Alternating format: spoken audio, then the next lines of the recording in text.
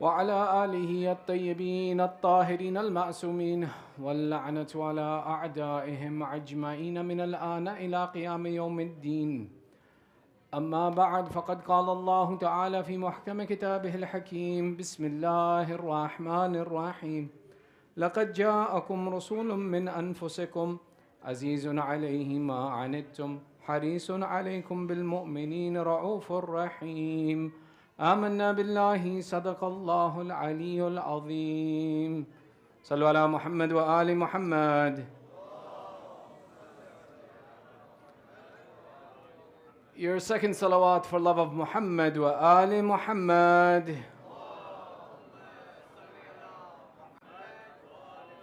And your loudest salawat is congratulations to the Imam of our time, Sahibul Asri wa Zaman. Allahumma salli ala Muhammad wa As'ad Allah ayyamana wa ayyamukum. May these days be blessed for us and for you, in which we celebrate the wiladat of our holy prophet and our sixth Imam. Before we get to our topic, there's a discussion that happens amongst Muslimin. There are two that we'll mention. One that talks about the date of wiladat. There are those who look at the 12th, and there are those who look at the 17th of this month as the wiladat of the Imam. And sometimes we take a look at it as a difference between, for example, the schools of thought that come to a difference on this opinion. Rather, actually, the difference of opinion is based on tariq. That if you only looked at tariq and the history books as they're written, you too would believe that the 12th is the date of wiladat of our Prophet. But the benefit that we possess is that we have narrations from our Ahlul Bayt about various forms of ibadat. And the ibadat is one of the doorways that gives us an instruction to the actual date of the Prophet's birthday. You see, the Ahlul Bayt explained to us that there are 4 mustahab days, mustahab mu'akkid, emphasized to fast during the year. And amongst those 4 days is the 17th of Rabiul Awwal, with the intention that the 17th of Rabiul Awwal is the Prophet's birthday. And therefore it is mustahab and emphasized that to fast on that day. The 4 days that are recommended for us, that are mustahab and emphasized in our books to fast upon, is the 18th of Dhul Hijjah, which is Eid al-Ghadir, the 24th of Dhul Hijjah, which is Eid al-Mubahila, the 9th of Dhul Hijjah, which is Yawm al-Arafah, and then the 17th of Rabiul Awwal, which is the wiladat of our Prophet. Had we not had these books of dua and ibadat to give us the explanation, and we only looked at tariq, we too would believe that the 12th is the most appropriate day to celebrate the wiladat of the Prophet. But the fact that we have these other resources and we have these other ahadith that give us information and teach us the etiquette of ibadat, we become more confident about the process of when it is that the Prophet's birth date actually takes place. The other element that comes as a point of discussion when we talk about the Prophet's birthday, which is a debate for those of other schools of thought, is that is it appropriate to celebrate the Prophet's birthday? Now, the argument comes that, we didn't see the Prophet's birthday celebrated in that time. Well, till today, there are certain cultures where birthdays are not something that are significantly celebrated. However, if in my culture a birthday is celebrated, there's nothing wrong with me celebrating a birthday. Further to that, we take a look at the celebrations associated with our Prophet as being from the time of Rasulullah. That look and see, when our Prophet enters into the city of Medina, the people of Medina have a celebration. At the coming of the Prophet, they say, "Tal al-badru alayna." The full moon has come out for us. Meaning that celebrating the presence of the Prophet was something done in the Prophet's time as well too, in the context that was appropriate of the culture. If in our culture today it's appropriate to celebrate birthdays, and if I'm celebrating the birthdays of my loved ones in my family, there's no harm, nothing wrong with me celebrating the Prophet's birthday as well too. And it is a reflection of the culture and society I live in that I show love to the Prophet and the Prophet's family. So hence, for us to celebrate the Prophet's birthday is something that's good, something that's special. And in emphasis of it, that the 17th also aligns with the birth date of our 6th Imam, Ja'far ibn Muhammad, who's also known as As-Sadiq. Sallu ala Muhammad wa ali Muhammad.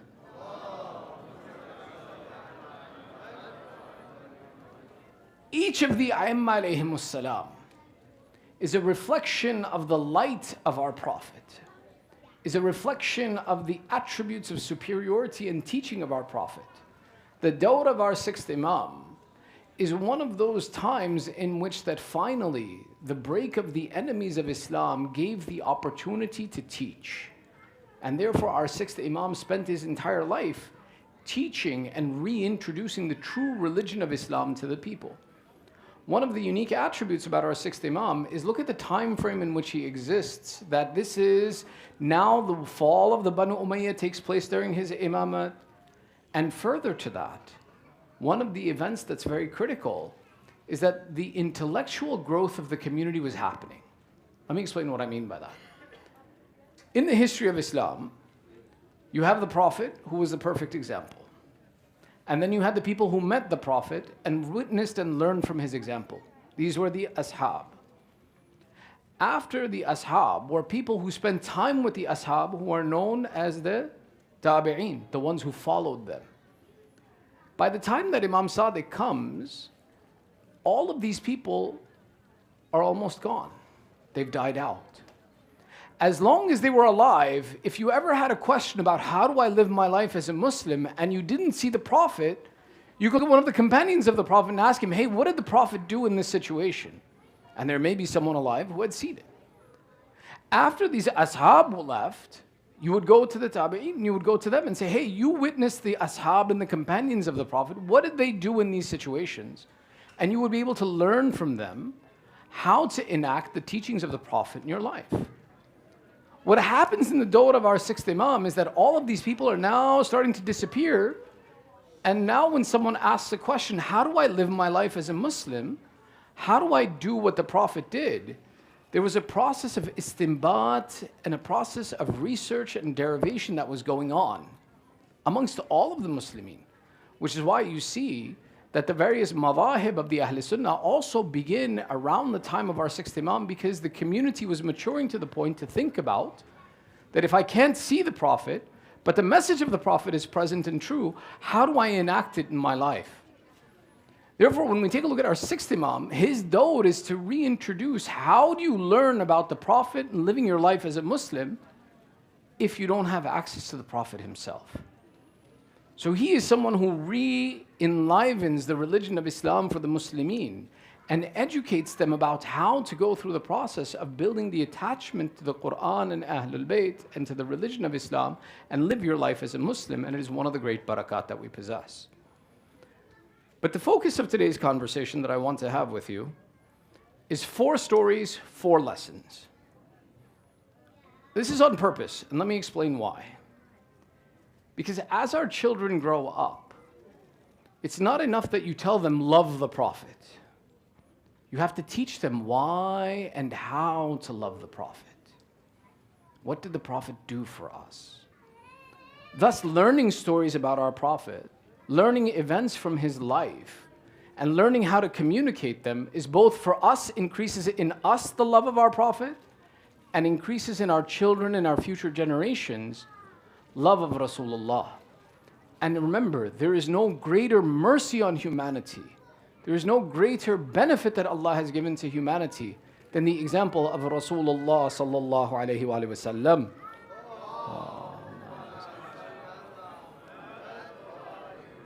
I'm noticing you guys are tired. I think you're tired. I don't think we need to do 4 stories.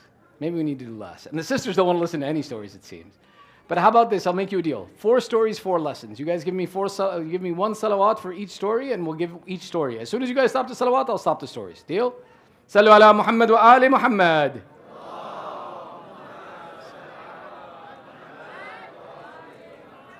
The first of our stories, the ineffectiveness of Iblis. You see, prior to the advent of Islam, Iblis and his followers had a certain level of truthfulness and authority that they used to communicate mischief on this earth. You see, jinn, unlike human beings, have the ability to traverse through the heavens the way the malaika have the ability to traverse through the heavens.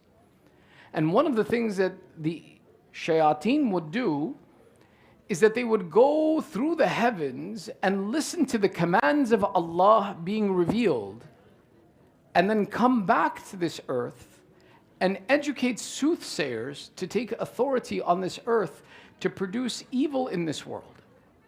But what happened is that Allah started to restrict them. And the first restriction came at the coming of Nabi Isa. That the amount of information they could glean, they went from the ability to traverse all of the 7 heavens to being restricted to the 4th heaven and lower. And this ability restricted the amount of information that they possessed and the validity of information that they could give to the soothsayers so as to cause corruption and fasad on this earth.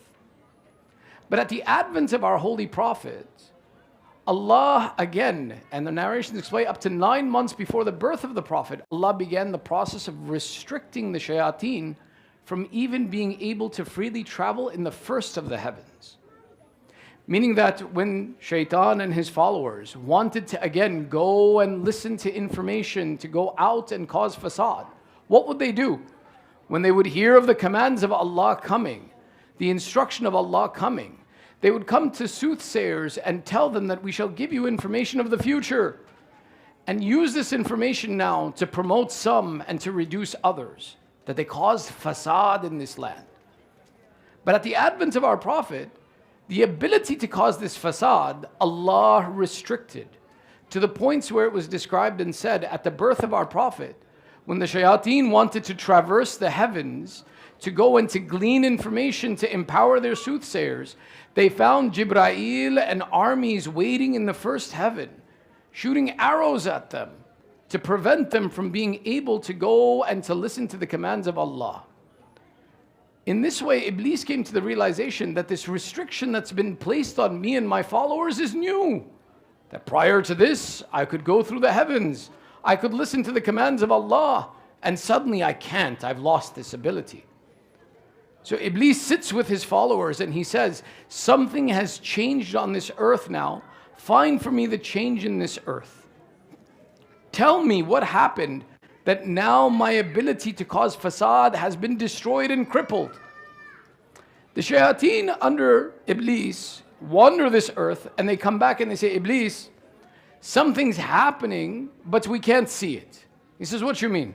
He says, they say there's a collection of malaika that keep coming from the heavens in group after group after group, and they keep proceeding to this one area that is surrounded by nur, and anytime we approach it, the angels rebuke us and prevent us from entering. Iblis says, you are weak and simple-minded, let me go and see. Iblis now tries to enter into the provinces of where the prophet's birth takes place. And he too finds the same example, that he can't enter into this location. Until eventually he comes face to face with Jibreel and he has a conversation. Jibreel, let me know what is happening. And Jibreel explains, Iblis, you have no space here today. There is no environment for you to benefit from anything. Today, all of your machinations against man have been reduced to nothing. And in this way, Iblis realized that the coming of the mercy of Allah on this earth reduced and crippled him from causing fasad in this earth today. Today, if someone attempts to tell you the future, if someone attempts to tell you the unseen, you will have this many children, you will be married this many times, you will be happy in your marriage, you will be unhappy in your marriage, they are all lies. No one possesses that ability, and there is no command of Allah that someone can glean information from so as to know what is coming forward. This is one of the great mercies of our Prophet that Allah gave to us through our Prophet. The lesson from this story. You guys ready? Lesson from this story. Where there is the mention of the Prophet, where our Prophet is honored and dignified in the way that he should be, when we include the Prophet in our majalis, Iblis has no place in that majlis, and Iblis has no right to cause fasad amongst us. Therefore, if you choose to be protected from the machinations of shaitan, from the evils of what Iblis intends for us, remember frequently the example of our Prophet and keep him in your majlis and mention him in your majalis, and shaitan will be kept away from that environment. Sallu ala Muhammad wa ali Muhammad.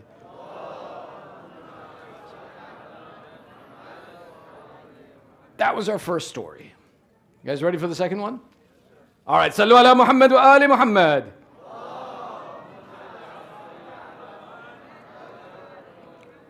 The second of these stories is about a lady by the name of Ma'bad.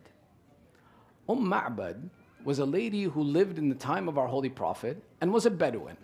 Her husband, and her son lived out in the desert. And one of the ways that they sustained themselves was by being shepherds of sheep. It happens one day that Abu Ma'bad, her husband, says, Ma'bad, I'm going to take the sheep grazing. Now understand something, when you take sheep grazing in a desert, in an open land, it takes a while because there's more sand than there is food.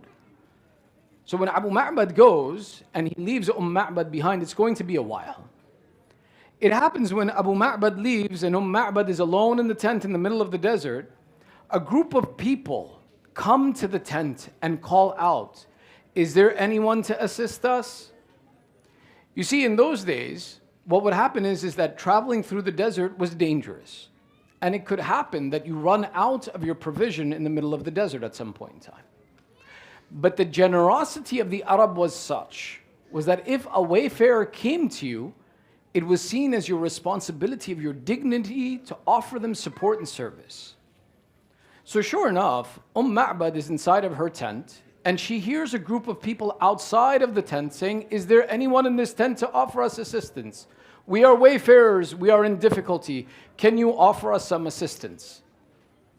Ma'bad comes out, and she says, what do you need? Maybe we can help you. They say, we are wayfarers, we've lost our way and we've run out of provision.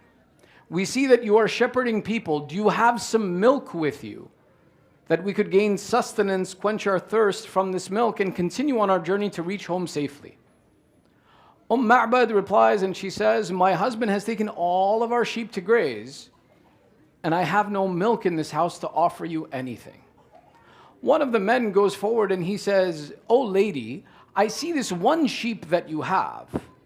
Ma'bad replies, yes, this one sheep that I have is a sick sheep and it's an old sheep. It doesn't produce any more milk and it's too sick to even go graze and that's why it's here, but it has nothing to offer you. The man says, can I look at this sheep? Can I see what's wrong with it? She says, certainly you can. The man comes, puts his hand over the sheep, puts his hand on the udder of the sheep, and he says, Ma'bad, oh lady, do you have a pot? The lady gives him a pot, and suddenly the sheep starts to produce milk.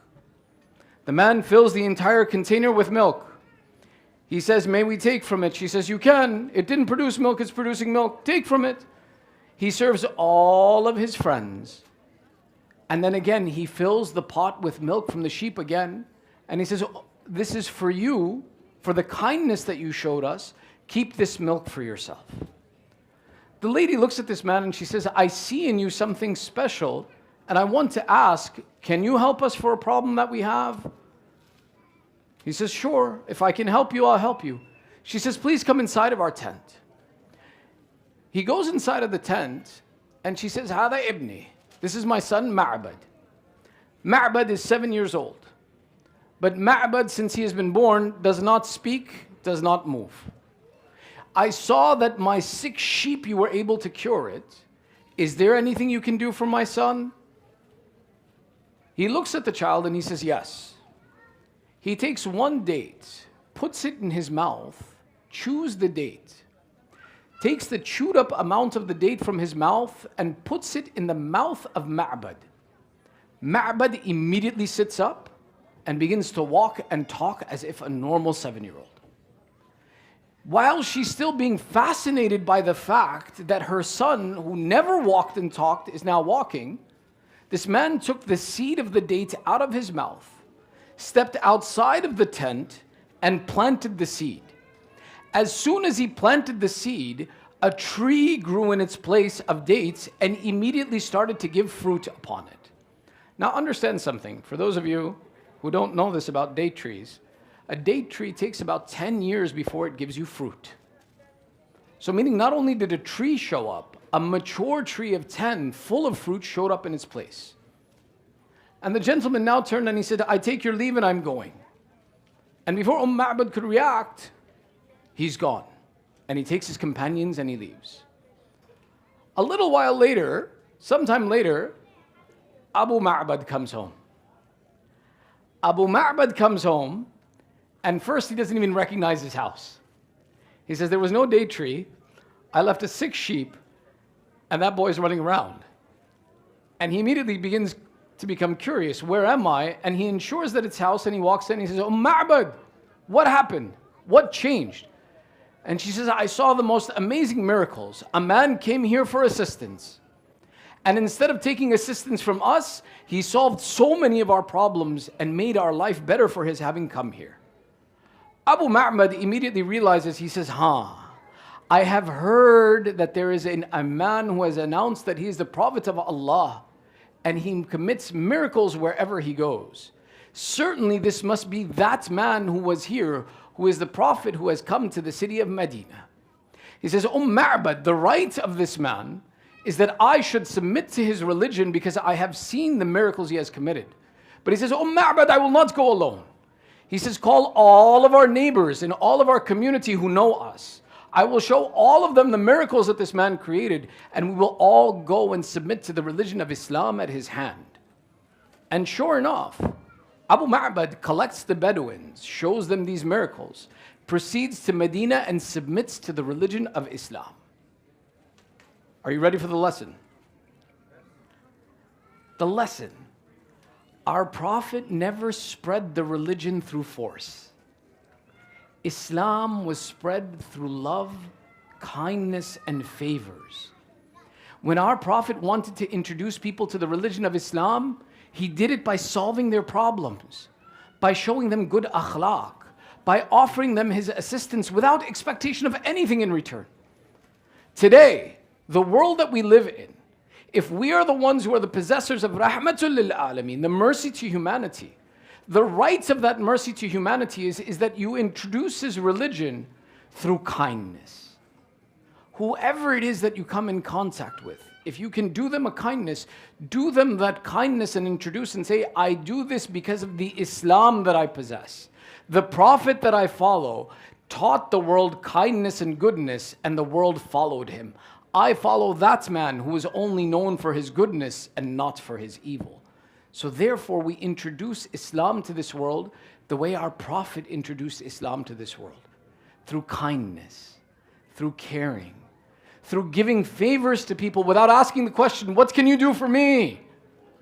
What do you do for me that I should offer you assistance? But no, rather the goodness of our faith is that we offer assistance to all those in need, and that's the introduction to the religion of Islam that was done by Rasulullah and that each of us should do. The third of our story, Sallu ala Muhammad wa ali Muhammad.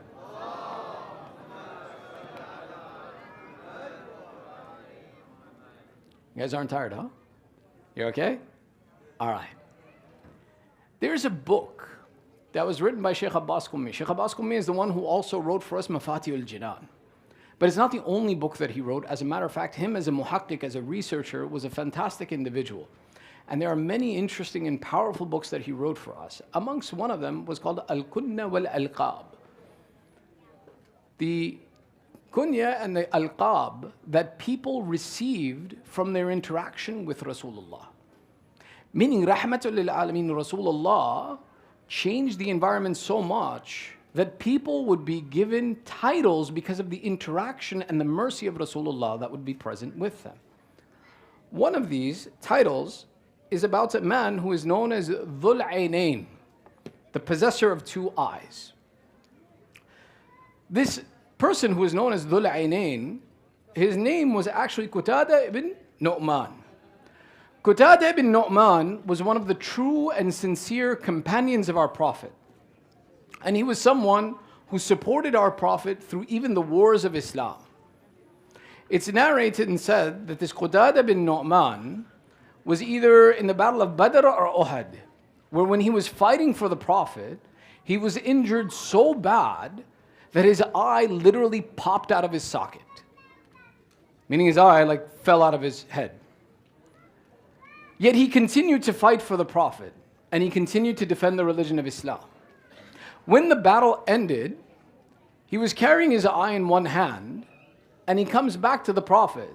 And the Prophet says, Qatada, what happened? Qatada replies and he says, Ya Rasulullah, in my service of you, my eye has been sacrificed. Is there anything that can be done for me? Is there any cure for me for this eye that I have lost? Qatada describes and says that Rasulullah picked up my eye and put it in my head and it went back as if nothing had ever happened to it. Sallu ala Muhammad wa ali Muhammad.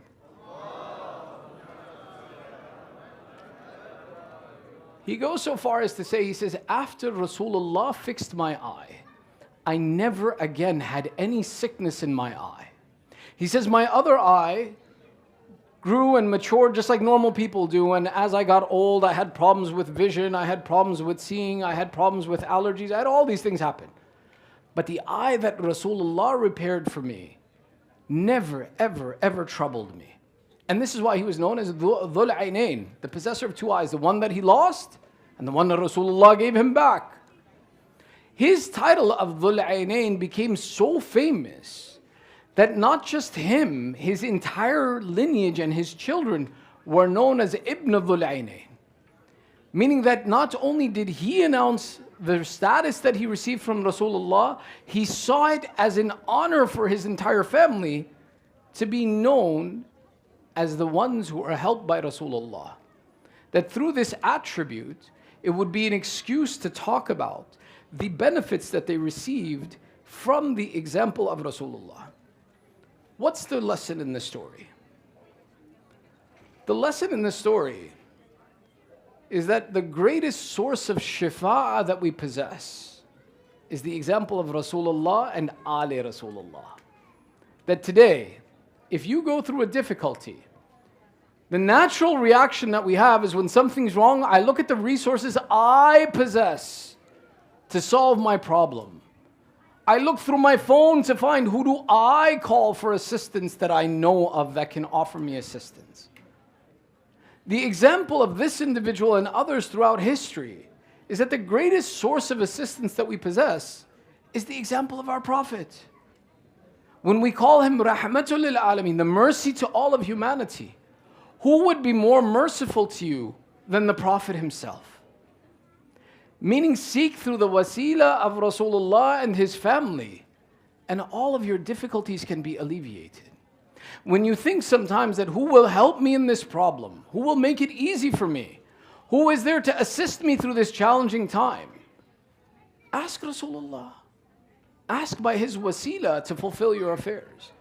Do not imagine that Rasulullah is ignorant of you and unaware of you. Rather, the Ahlul Bayt themselves would teach us that Rasulullah knows the followers of his religion, the mu'mineen, better than the mothers know their own children. In a narration from our sixth Imam, he would explain and say, why do you insist on hurting Rasulullah? And the companions of Imam Sadiq say, Ibn Rasulullah, how are we hurting Rasulullah? And Imam Sadiq would explain that Rasulullah every day receives a missive of the good and the bad that his ummah performs under his name. And when you perform sins, it is not something that is absent from the knowledge of the Prophet, and rather it is hurtful to him. And that the Prophet is someone who is intimately aware with each of you and knows your affairs himself. If I have such a connection with the Prophet and I'm aware of that connection, then how could I imagine that Rasulullah won't assist me the way he assisted Qatada ibn Nu'man? And how could it be that Rasulullah doesn't offer me assistance? Therefore, one of the greatest benefits that we have is seek the wasila of the Prophet. And one of the greatest sources of wasila that we have for the Prophet is this salawat ala Muhammad wa ali Muhammad.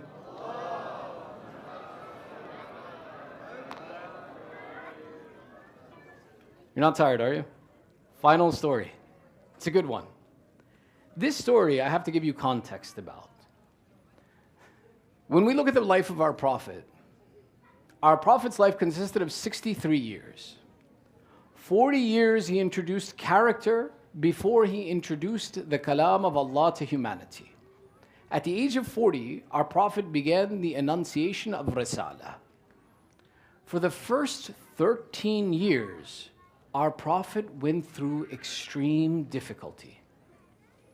He himself would describe and say, I have been hurt more than any Prophet before me was ever hurt.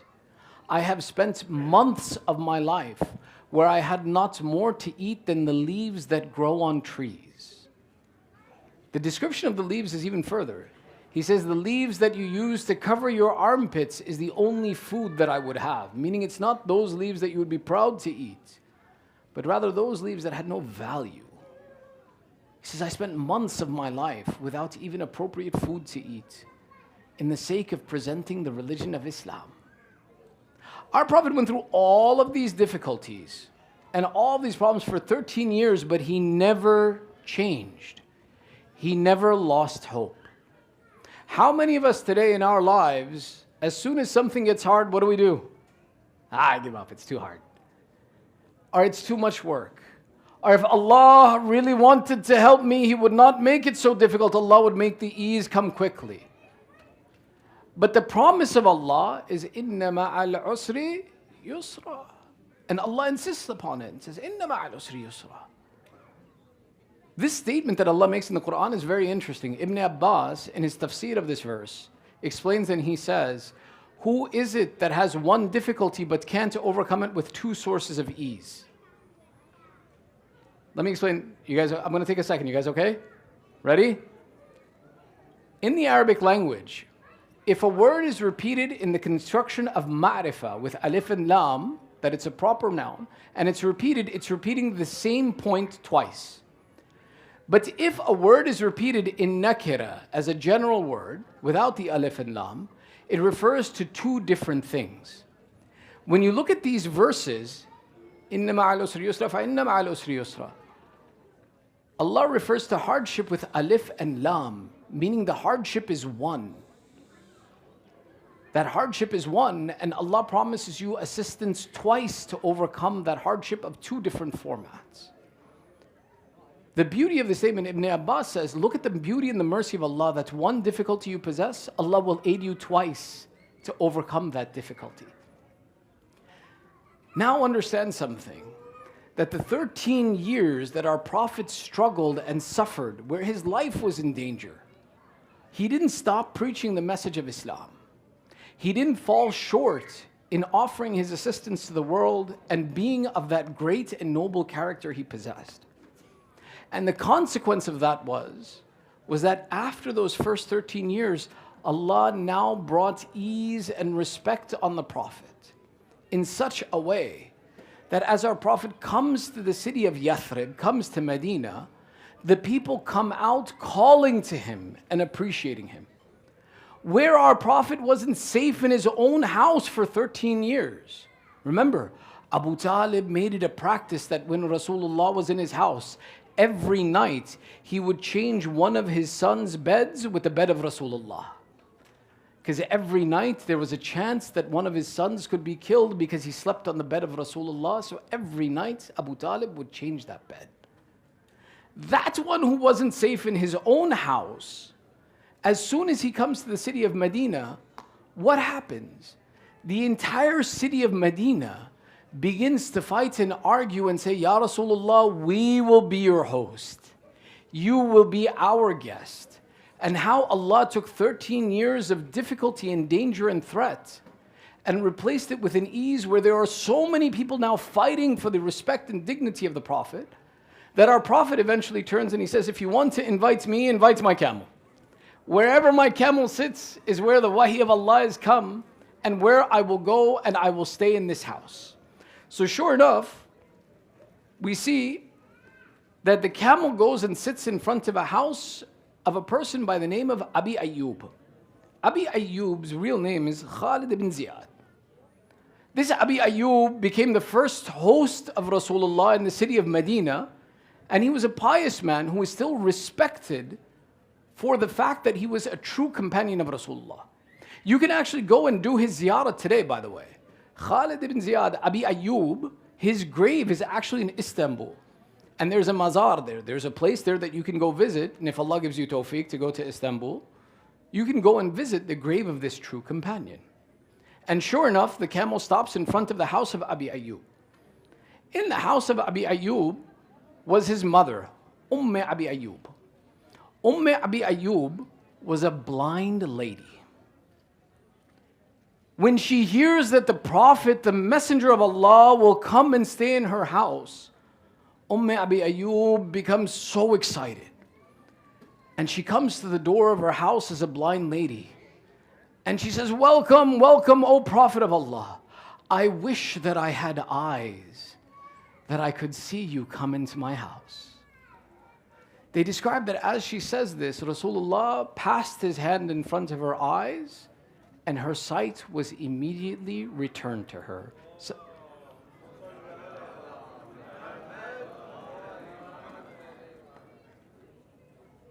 this example of Rahmatul lil Alameen, the truth of this example and the lesson that's in this comes from the verse that we began our discussion with.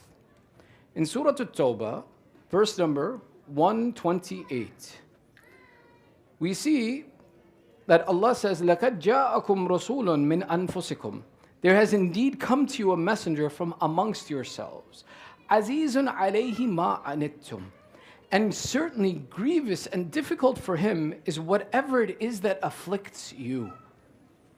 حَرِيصٌ عَلَيْكُمْ بِالْمُؤْمِنِينَ رَؤُوفٌ رَحِيمٌ. He is full of concern for you. And for the believers, he is most kind and merciful. One of the unique attributes of our Prophet is that he cared more about you than he cared about himself. When it says, Azizun alayhi ma anittum, which of us thinks of the sickness of somebody else before we think of our own sickness? Who amongst us has the ability to consider the hardship of another person before they consider their own hardship? But here, Allah is the one who is promising and saying that to this Prophet, whatever is your affliction hurts him, and he is aware of it, and he is always in concern for you. Today, we look at all of the bad things happening in the world, and there are people who ask the question that is it right for us to hold a celebration when so many people are going through difficulties, when there is so much hardship in the world, when there are so many problems in the world? And the assumption is that we're holding this celebration for our Prophet in spite of all of the problems in the world, as if we are ignoring them. No, Baba, if you understand the attribute of Rasulullah, that he is more concerned for you than you are for yourself, you would understand that we are holding this Mawlud, we are holding the mention of Rasulullah because of all of the problems we have in the world. One of our solutions is to seek the shafa' of Rasulullah, increase the mention of Rasulullah, build the affiliation with Rasulullah, prefer the love of Rasulullah over the love of the self.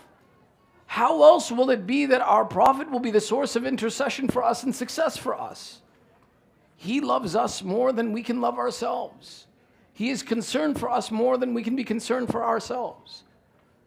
The lesson when we hear a story like this, that an old blind lady says, I wish that I could see you, and Rasulullah returns her sight, is to imagine that in your difficulty, if you asked by the wasila of Ahlul Bayt, if you asked by the children of Rasulullah, do you imagine that the household of Rasulullah would neglect your dua? When we sit together and increase the mention of Rasulullah, do you think that he is negligent of the problems that we face in this world? No. Rather, turn back to Rahmatul lil Alameen. Turn back to the family of Rahmatul lil Alameen to solve your problems. The mistake we make again is we imagine that it is on us to solve these problems. No. Had it been enough for us to solve these problems, there would have been no reason for the mercy of humanity to come to us. The mercy to humanity comes to us to be the one to aid us in every difficulty. Therefore, this mention, every mention of the Prophet, every affiliation with the Prophet that we make, whether it is through him, whether it is through his son, Aba Abdullah, whether it is through his self, that is Amir al-Mu'mineen, whether it is Bad'atum minni Fatimatu Zahra, whether it is Al-Hasan who is Al-Mujtaba of the attributes of Rasulullah, whether it is Sadiq Ali Muhammad who is Sadiqain, the second of the Sadiq and the truthful ones, whether it is the example of those who took his name, where they would describe and say that we are Muhammad, Awwaluna Muhammad, Akhiruna Muhammad, Awsatuna Muhammad, Kulluna Muhammad.